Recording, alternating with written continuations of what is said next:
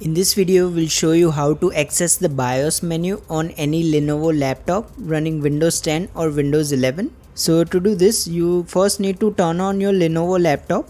Now as soon as it turns on, you need to press the F2 key repeatedly. So let's just try doing that. So let's just press power button first and then press the F2 key repeatedly.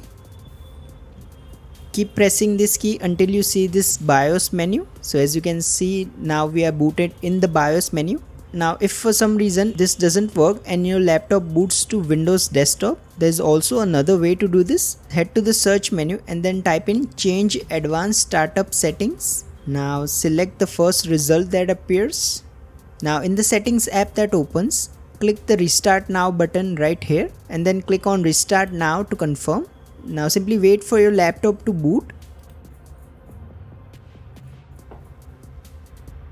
Now you should see this blue screen. Here you will need to click on this troubleshoot option. Now here click on advanced options. Now go to UEFI firmware settings.